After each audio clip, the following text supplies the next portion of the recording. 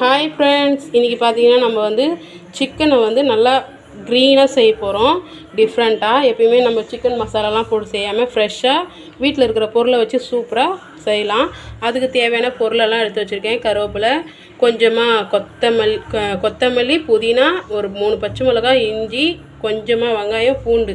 இதெல்லாம் நம்ம வந்து கொரன்னு அரைக்க போகிறோம். ஒரு 5 நிமிஷம் காஞ்ச மிளகாவும் தண்ணியில் போட்டிருக்கோம் கலருக்கு. இதுதாங்க. ஒரு முட்டை எடுத்துருக்கேன், தயிர், கொஞ்சம் எலுமிச்சம்பழம், சிக்கன். வாங்க நம்ம வந்து இதை வந்து ஃபஸ்ட்டு கொரன்னு அரைச்சின்னு வந்துடலாம். இதையும் சேர்த்து நான் இன்னும் ஒரு 3 ஐட்டம் மறந்துட்டேங்க. ஜீரகம், சோம்பு, மிளகு இதையும் சேர்த்து நம்ம போட்டு அரைச்சின்னு வந்துடலாம். இப்போ பார்த்தீங்கன்னா நல்லா கொரன்னு அரைச்சின்னு வந்தாச்சு. நான் சிக்கனும் வந்து நல்லா மஞ்சத்தூள் போட்டு கழுவி வச்சாச்சு. நம்ம வந்து மஞ்சத்தூள்லாம் போட தேவையில்ல. கழுவும் போதே கொஞ்சம் கூடுதலாக மஞ்சத்தூள் போட்டு கழுவிட்டோம்னா அந்த கலர் அதுலேயே ஒட்டிக்கும்.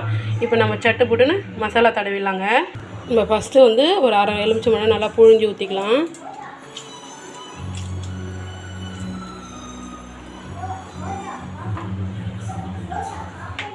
அதுக்கப்புறம் ஒரு முட்டை போட்டுக்கலாங்க.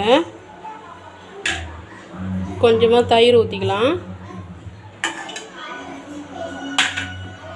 அப்புறம் நம்ம அரைச்சி வச்ச மசாலா சேர்த்துக்கலாங்க. கர்நாடகாவில் இது ரொம்ப ஃபேமஸான சிக்கன் வறுவல். அதே மாதிரி தான் நம்மளும் வந்து ஃப்ரெஷ்ஷாக மசாலா அரைச்சி சேர்க்க போகிறோம். அவ்வளோதான். இதுக்கு நம்ம வந்து கார்ன்ஃப்ளவர் மாவெல்லாம் போட தேவையில்லை. முட்டை போட்டுக்கிறதுனால நல்லா புசு புசுன்னு சிக்கன் பொரிஞ்சு வரும்.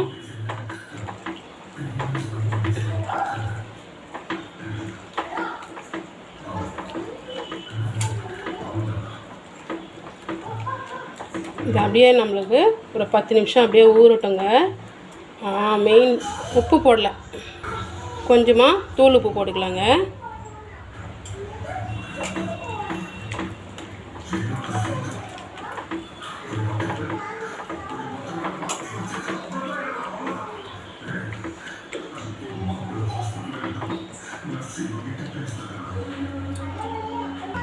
நான் வந்து ஒரு 2 ஸ்பூன் அரிசி மாவு தான் சேர்க்க போகிறேன், நல்லா மொறுன்னு வரத்துக்காக.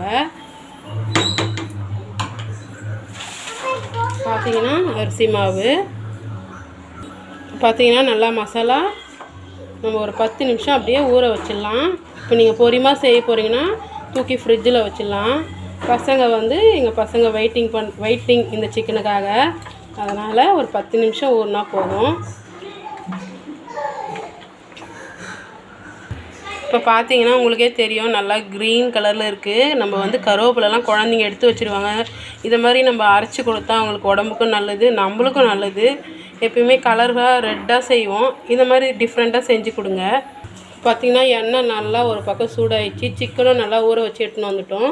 நம்ம வந்து எண்ணெய் வந்து போடும்போது சுடாக இருந்தால் தான் நம்ம போடுற மசாலா அப்படியே இருக்கும்.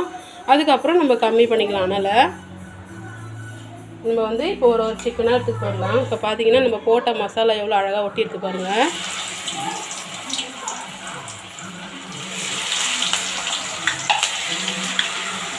இப்போ பார்த்தீங்கன்னா நான் சிக்கனை நல்லா எல்லாமே போட்டாச்சு. நல்லா பொன்னிறமாக வரும். பார்த்திங்கன்னா ஒரு 5 நிமிஷம் நல்லா வேகட்டும் சிம்மில். இப்போ பார்த்தீங்கன்னா சிக்கன் நல்லா வெந்துங்குது. இப்போ நான் ஒரு சிக்கன் எடுத்து காட்டுறேன் பாருங்கள். மசாலா எப்படி பாருங்கள், சூப்பராக அழகாக ஒட்டியிருக்கு. வேகட்டும். நம்ம சிக்கன் பார்த்திங்கன்னா சூப்பராக ரெடி ஆகிடுச்சு.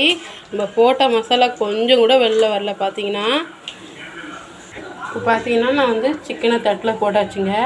இதுக்கு மேலே நம்ம வந்து கொஞ்சமாக வெங்காயம் போட்டுக்கலாம். சூப்பராக இருக்கும். சுட நம்ம வெறி லெமனை புழிஞ்சி சாப்பிட்டோம்னா நல்லாயிருக்கும்.